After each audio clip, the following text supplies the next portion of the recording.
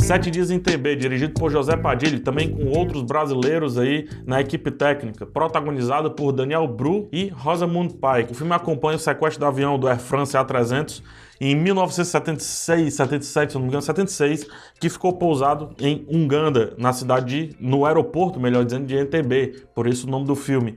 O avião estava cheio de israelenses, cheio de judeus, e por isso os pró-palestinos sequestraram esse avião e estavam tentando fazer uma troca com alguns palestinos que estavam presos por Israel. Israel até então tinha a política de não negociar com terroristas ou com que eles achassem terroristas, então por isso o filme vai balanceando ali a sua tensão entre mostrar o grupo de pessoas que estão reféns, mostrar também a história dos próprios sequestradores, principalmente os dois alemães. Veja só que são alguns palestinos e alguns pró-palestinos, no caso dos dois alemães marxistas, né, declarados marxistas, que são a favor da luta da Palestina, e também mostra o lado político. O grande trunfo do filme é justamente essa habilidade que o José Padilha tem de variar entre os núcleos, principalmente um núcleo mais mundano, um núcleo mais militar, um núcleo político e também um núcleo geopolítico, por assim dizer. Isso ele faz magistralmente. Ele pega um fato, ele pega um assunto e sai destrinchando uma cadeia de problemas que vai levando ao grande problema, ou uma cadeia de incidentes que vai levando ao grande problema. Por isso a montagem do Daniel Rezende tem que ser levada aqui em conta, uma vez que ele deixa tudo muito organizado para que a gente não sinta em nenhum momento falta de alguma história. Cara, eu gosto muito quando o Zé Padilha dá voz para todo mundo. E aqui ele fez isso. Fazia tempo que ele não fazia isso, mas eu não vou entrar nesse mérito não. Então ele dá voz para o terrorista que já está começando a duvidar daquilo dali, o terrorista mais extremo, mas que também começa a duvidar, o terrorista que não duvida de forma alguma, o que se sente enganado, o político que não consegue tomar uma decisão, o outro que já tomou a decisão, mas não tem as costas tão largas assim, o militar que está indo fazer a operação dos finalmente aí do sequestro, né, da operação chamada Operação Entebbe, Thunderbolt, que eles chamam também. Enfim, ele varia por todos os núcleos e dá voz a todo mundo, cara. Ele não faz nenhum julgamento de valor em respeito do que está acontecendo. Acertadíssimo, porque é um tema muito complexo. E por ser um tema complexo, joga os fatos e deixa a gente discutir do lado de cá. E te falar, cara, o terceiro ato é brilhante, o terceiro ato é lindo. Tem uma cena de ação no terceiro ato sincronizado com a apresentação de dança, uma apresentação teatral fabulosa.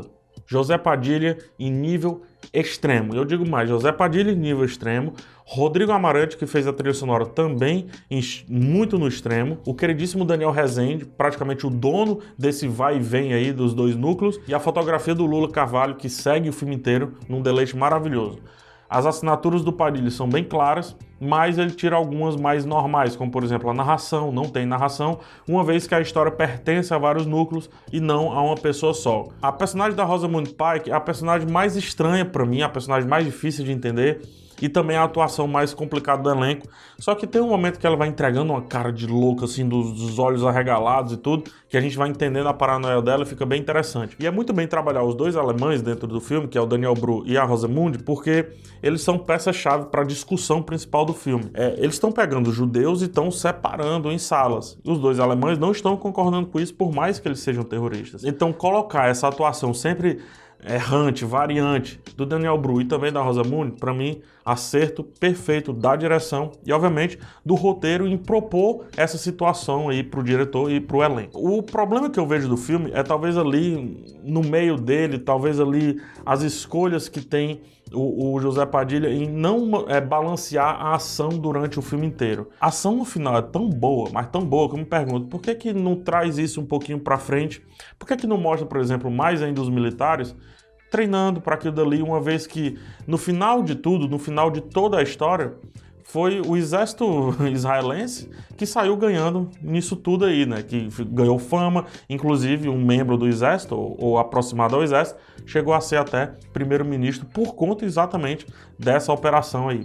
Então poderia ter sido balanceado por todo o filme, mas é o filme que eu queria, não é o filme que foi entregue. Dentro do filme que foi entregue, há muita inspiração, principalmente no roteiro do filme. Tem um momento específico que os terroristas se colocam um contra o outro. Antes desse momento, um desses terroristas está conversando com um mecânico.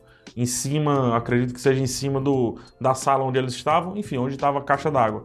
E esse mecânico está fazendo uma analogia a o que para ele é de fato um trabalho útil para a sociedade.